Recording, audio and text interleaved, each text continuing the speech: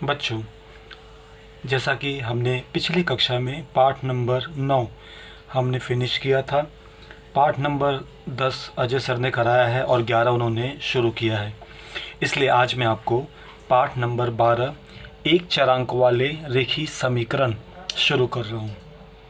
बच्चों, ऐसे तो आप समीकरण जानते हैं, आपने छोटी कक्षाओं में इसके बारे में अध्ययन भी किया है। मैं एक बार बस आपको सिर्फ थोड़ा सा रिवाइज़ करा रहा हूँ। क्या आप समीकरण अच्छी तरह से पहचानते हैं या नहीं पहचानते हैं, बस इसलिए एक थोड़ा सा इंट्रोडक्शन दे रहा हूँ। बच्चों, मैं यहाँ पे कुछ लिखता हूँ। जैसे हम जानते हैं 4 + 5 बराबर कितना होता है, 9। ये आप सभी जानते हैं। 4 + 5 बराबर कितना होता है, 9।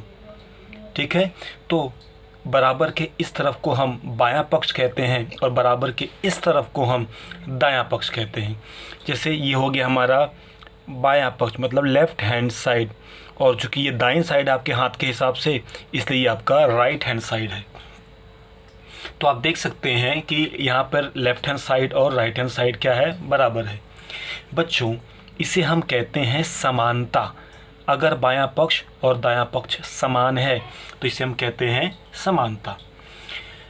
बच्चों, अगर आप इमेजिन करिए, मैं इस 4 की जगह पे x लिख देता हूँ, तब ये बन जाएगा x + 5 बराबर 9। तो यहाँ पे क्या हो गया, ये x, इस x को हम कहते हैं चर, और 5, 9 ये कांस्टेंट नंबर है, इसे हम चेंज नहीं कर सकते, तो इसको कहते हैं अचर। तो चर और अचर से मिलकर समीकरण बनता है जिसके बायां पक्ष और दायां पक्ष हमेशा समान ही होते हैं।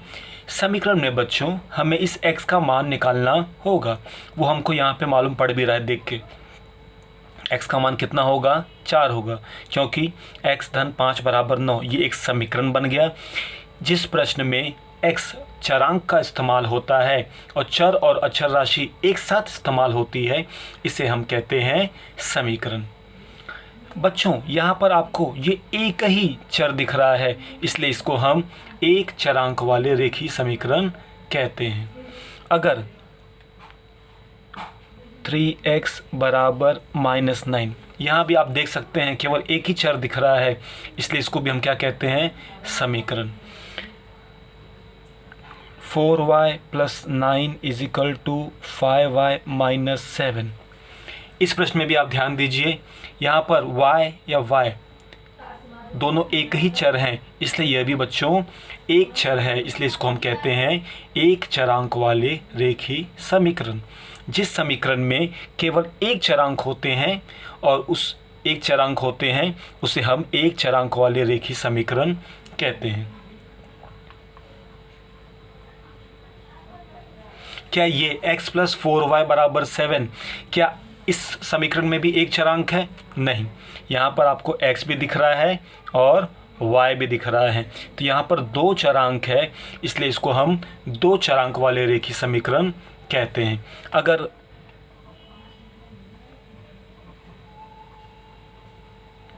यहाँ पे देखिए m एक ही चरांक है, लेकिन m का घात यहाँ पर क्या है, 2 है। इन सब प्रश्नों में एक चरांक वाले में घात 1 होना भी ज़रूरी है समीकरण का। यहाँ पे m का घात 2 है, इसलिए इसका महत्तम घात 2 होने की वजह से ये वर्ग समीकरण है। तो बच्चों, हमने यहाँ पर एक चर वाले समीकरण, एक चरांक वाले, 2 चरांक वाले समीकरण, वर्ग समीकरण, ये विभिन्न प्रकार के समीकरणों का अध्ययन किया है।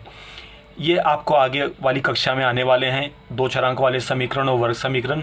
फिलहाल यहाँ पर हम एक चरांक वाले समीकरण ही करने वाले हैं। तो बच्चों, आपको समीकरण अच्छी तरह से समझ में आ गया होगा, ये हम उम्मीद करते हैं। और अब हम आगे बढ़ते हैं अपने टॉपिक की ओर।